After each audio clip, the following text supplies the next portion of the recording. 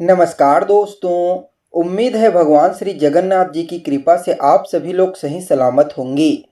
तो दोस्तों आज हम आपको इस वीडियो में बताएंगे भगवान श्री जगन्नाथ जी और उनके परम भक्त बलराम दास के बीच में हुई एक घटना के बारे में, जिसे सुनकर आपको यह समझ आ जाएगा कि वास्तव में भक्ति किसे कहा जाता है।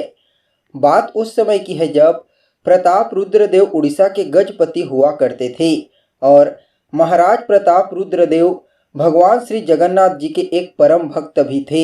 एक दिन महाराज प्रताप रुद्रदेव अपने बगीचे में घूम रहे थे और उनकी नज़र एक विशालकाय कटहल के ऊपर पड़ी और जैसे ही उस कटहल को उन्होंने देखा, तुरंत ही अपने मन में सोच लिया, यह कटहल मैं भगवान श्री जगन्नाथ जी को अर्पण करूँगा।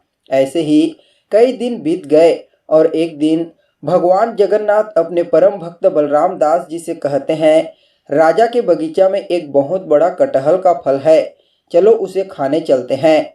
और यह बात जैसे ही बलराम दास ने सुना, उन्होंने तुरंत ही मना कर दिया, क्योंकि उन्हें पता चल चुका था कि इसमें कुछ गड़बड़ी है। और जब भगवान बार बार अपने भक्त से यह बात कह रहे थे, चलो कुछ नहीं होगा, मैं तुम्हारे साथ हूँ, तब बलराम दास राजी हो गए। और एक रात भगवान जगन्नाथ जी के साथ बलराम दास जी राजा के बगीचे में चले गए। जैसे ही बगीचे के अंदर घुसते हैं, उनकी नज़र बड़ा सा कटहल के फल के ऊपर पड़ी और भगवान श्री जगन्नाथ जी अपने भक्त बलराम दास से कहे कि इसे नीचे कैसे लाया जाए। तभी बलराम दास ने कुछ समय सोचने के बाद कहा कि प्रभु, मैं झुक जाता हूँ, आप मेरी पीठ पर चढ़ जाएं। तब ऐसा ही हुआ। जब बलराम दास झुक गए और प्रभु उनके पीठ पर एक ही पैर रखे, तब बलराम दास बहुत बड़े आवाज़ से चिल्लाए, मेरी रक्षा करो। तब जगन्नाथ प्रभु जी अपने पैर हटा लिए। उसके बाद बलराम दास जी भगवान से कहने लगे कि प्रभु, यह आप क्या अनर्थ करने जा रहे थे। यह संपूर्ण ब्रह्मांड और संपूर्ण चराचर आपके शरीर में व्याप्त है, इसका भार भला मैं साधारण मनुष्य कैसे सहन कर सकता हूँ।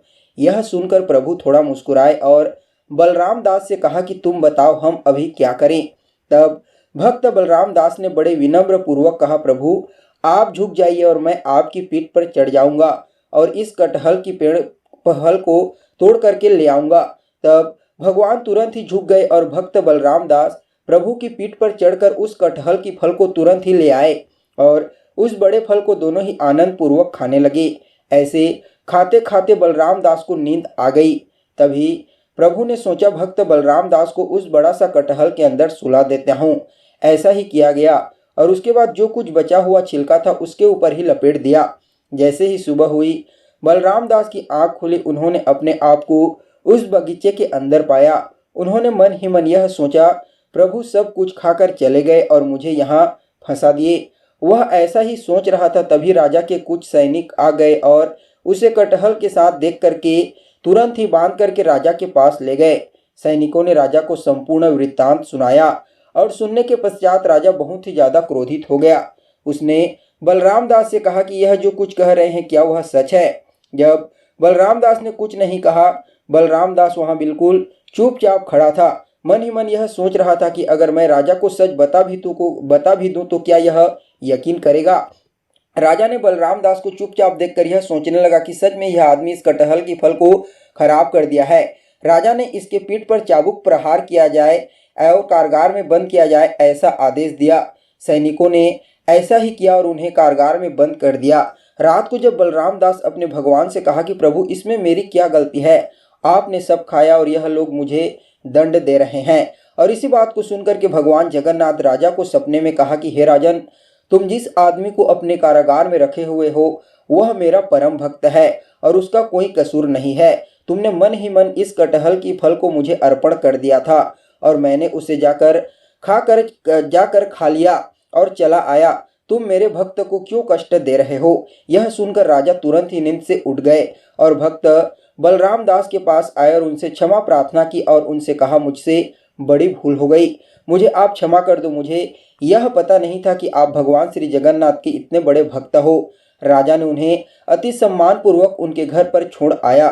तभी भक्त बलराम दास के मन में यह प्रश्न आया कि प्रभु जब कटहल की फल खा रहे थे तब उन्होंने आधा खाई, मैंने भी आधा खाया, और जब मैं मार खा रहा था तब हमने पूरा मार खाया, क्यों खाया। तभी भगवान जगन्नाथ जी ने कहा कि मैंने भी उससे आधा खाई, चाहे तो तुम मेरी पीठ पर देख सकते हो। तभी बलराम दास ने देखा प्रभु की पीठ पर चाबुक की निशानी है, और इसे देखकर बलराम दास वहीं पर रो पड़े और उन्होंने कहा कि प्रभु आप कितने महान हो, आप भक्त वत्सल हो, आप भक्तों के लिए क्या नहीं करते, आप भक्तों के लिए मार भी खाते हो, ऐसा प्रभु कहाँ मिलेगा जो भक्तों के लिए भी मार खाता है। आप इस संपूर्ण ब्रह्मांड के स्वामी हो, लेकिन भक्तों के सामने आप उनका दास बन जाते हो। धन्य हो प्रभु, आप धन्य हो। तो दोस्तों इससे पता चलता है कि प्रभु अपने भक्तों से कितना प्रेम करते हैं और अपने भक्तों के लिए वह क्या क्या कर सकते हैं। दोस्तों यह कहानी आप लोगों को कैसी लगी आप कमेंट करके बता सकते हैं। जय जगन्नाथ, जय उड़ीसा।